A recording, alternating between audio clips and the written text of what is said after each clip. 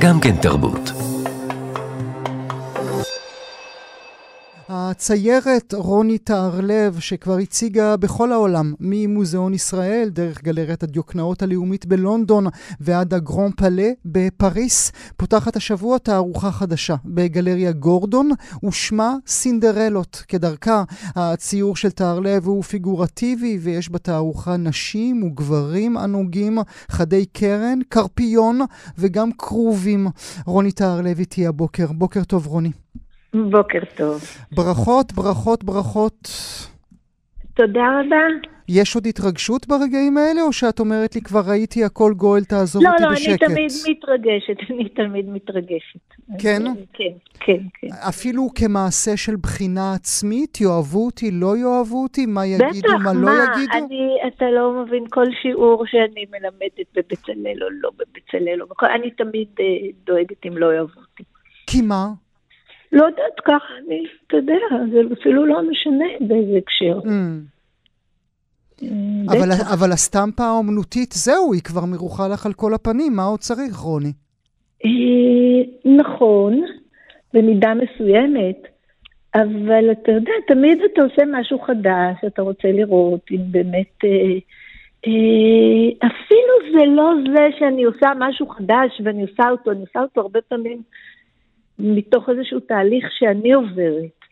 אבל עדיין, ואולי בגלל זה, כשאני מוציאה אותו חוצה, אז יש האם התהליך שאני עברתי הוא קומוניקטיבי. כן. כי נדמה לך שכשאנחנו רואים את הקרפיון, אנחנו רואים אותך?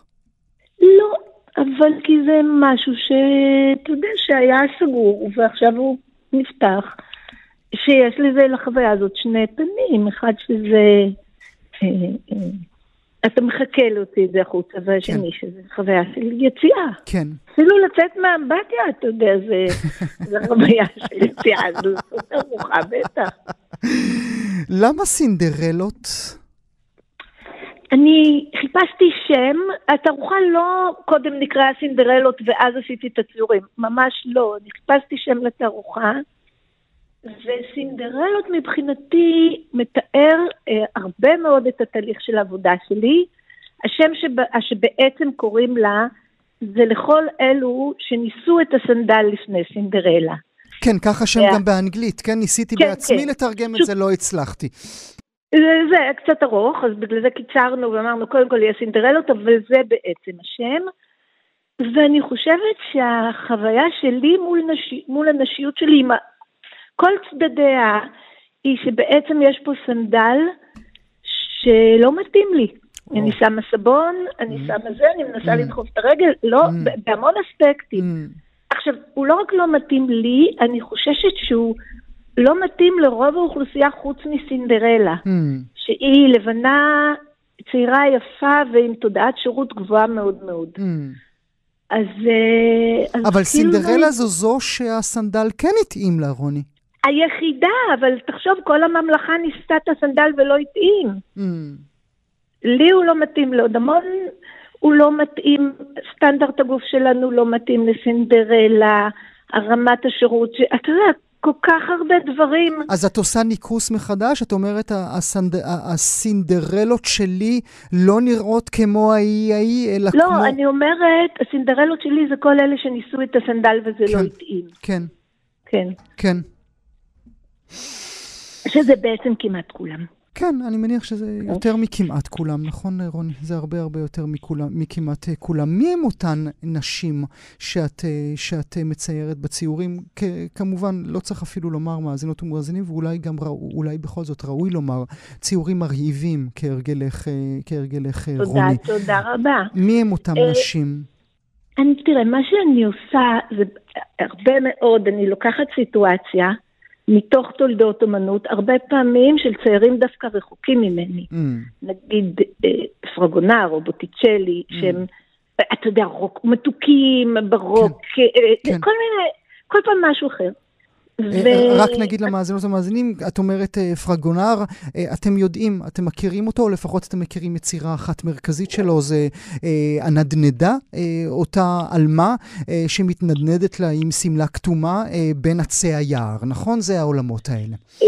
סמלה כתומה ורודה כזאת, ובתערוכה הספציפית הזאת לקחתי את הגינה של פרגונר עם הנדנדה, את הציור הזה שהוא מאוד מאוד ידוע, אתה יכול לקנות חלוק נעלי בית וטלפון עם הגאדג'ט של הציור הזה,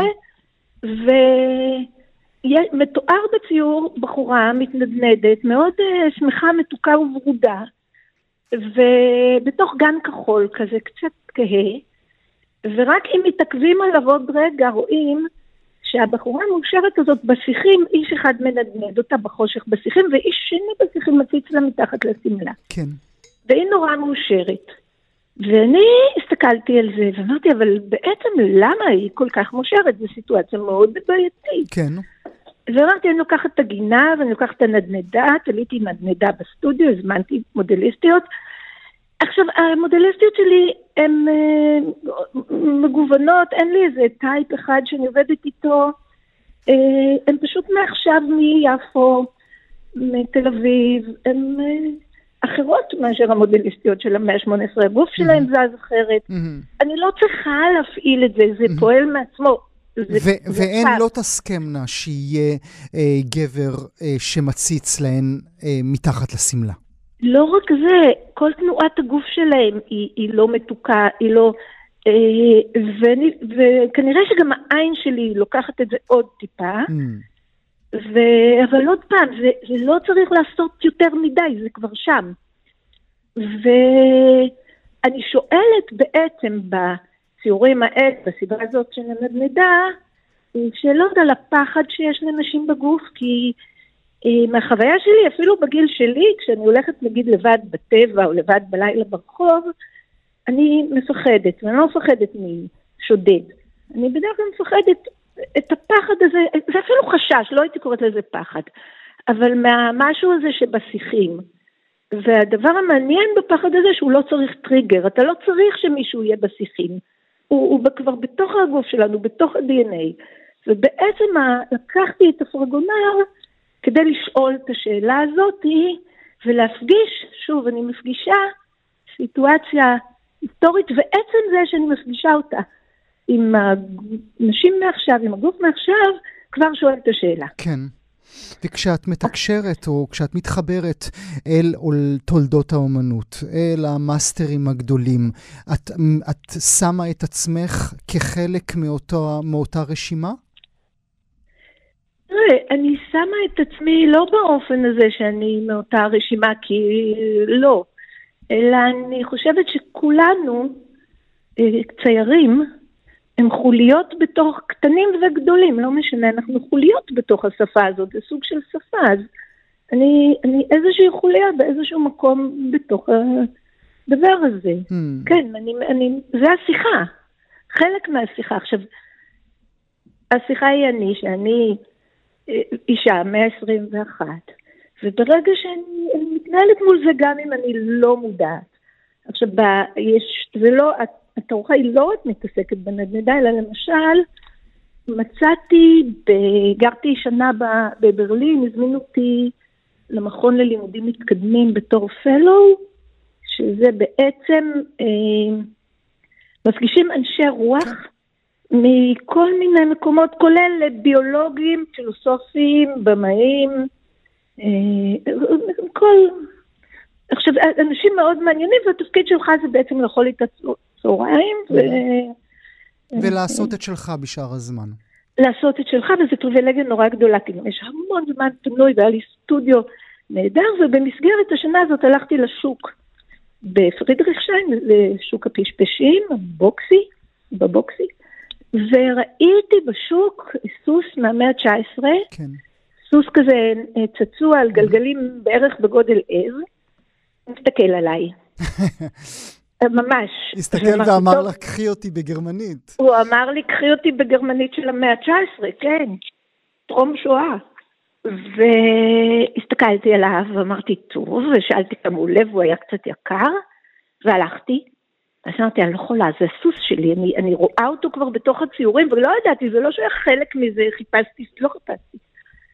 זהו, ובסוף באתי, קניתי אותו, וגם אמרתי, איך אני סוחבת סוס בגודל עז לארץ? מה אני עושה עם זה?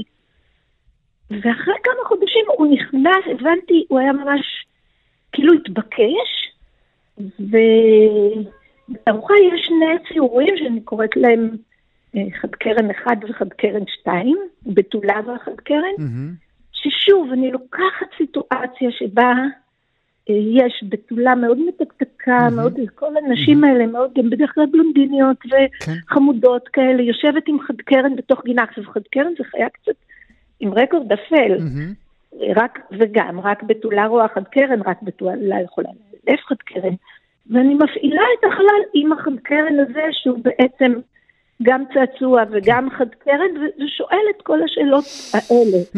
אבל אני רוצה אולי להתקדם לקראת סוף השיחה שלנו, אבל כן להתרכז בציור אחר שלך, כי נדמה לי בניגוד לכל מה שאמרנו עד עכשיו, ובוודאי גם אם את לא אומרת את השם המפורש, עדיין היצירות שלך הן יצירות פוליטיות מאוד, חברתיות מאוד, שמבקשות לא רק להעביר מסרים, אלא גם לדבר את המקום שלך בתוך החלל כולו, אבל אולי היוצא מן הכלל זה לא רק בשם, אלא גם ביצירה, טבח התמימים. את מתארת מוות בצורה מתקתקה נורא, ונדמה לי שפוסט טבח 7 באוקטובר אנחנו לא יכולים שלא להתייחס אל היצירה הזו כאולי היצירה הפוליטית ביותר שלך. קודם כל, אני ניסיתי לעקוף לדבר על הציור הזה, כי הוא התחלה של משהו. הוא גם הוא פסטל, הוא סקיצה לתקרה. שאני לא יודעת איפה תהיה התקרה הזאת, זה מין התחלה של משהו. יש לי תקרה בבית, אני רק אומר, כן. וזה בדיוק מה שאתה רוצה על התקרה.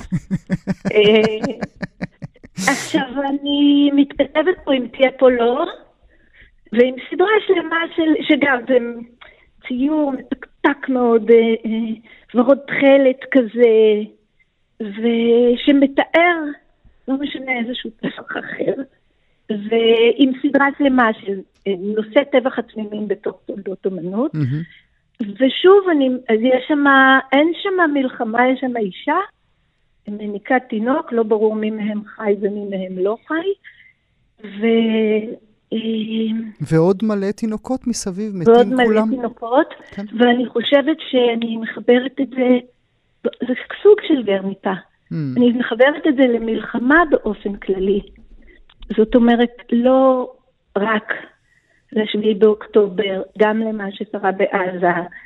אני כאילו חווה את המקום הזה שבתור אישה, בתור בן אדם, בחוסר אונים מוחלט בלעצור את הזוועה הזאת, בלי to name her. אבל למה לא to name her? כשאת אומרת גרניקה, אנחנו כל אחת ואחד מהמאזינות והמאזינים שלך עכשיו, מבינים בדיוק למה את מתכוונת, וגם הסוס של הגרניקה. אני מתכוונת משני הצדדים. אני מתכוונת גם אצלנו וגם בעזה. זה מה שאני מתכוונת. כאילו, אני מתכוונת בכל מקום באשר הוא, שבו מלחמה וילדים נשים וגברים, לא משנה, אבל כאילו זה מה שאני מתכוונת. ואיך עושים את זה, את הגרניקה שלנו? תשמע, יש לי סקיצות, יש לי סקיצה על התקרה, אני עוד בזה, אתה יודע, אני שמתי את זה באמת, זה פסטל, זה סקיצה, אין שם עוד, אני לא, זה שוב, זה התחלה של משהו. זה התחלה של משהו. העולם כבר ראה את היצירות האלה, רוני? מה? העולם כבר ראה את היצירות האלה? לא, היה לי תערוכה, הפסטל עכשיו נגמר, עכשיו גמרתי. ועוד פעם, זה סקיצה אבל היה לי בברלין, במכון ללימודים מתקדמים תערוכה, וזהו, זה בעצם עבודות שכולן מהשנה האחרונה. כן. סינדרלות, מאזינות ומאזינים בגלריה גורדון, החל מיום חמישי הקרוב. לכו לראות את העבודה המרהיבה של רוני טהרלב. רוני, תודה שהיית איתי הבוקר. תודה רבה.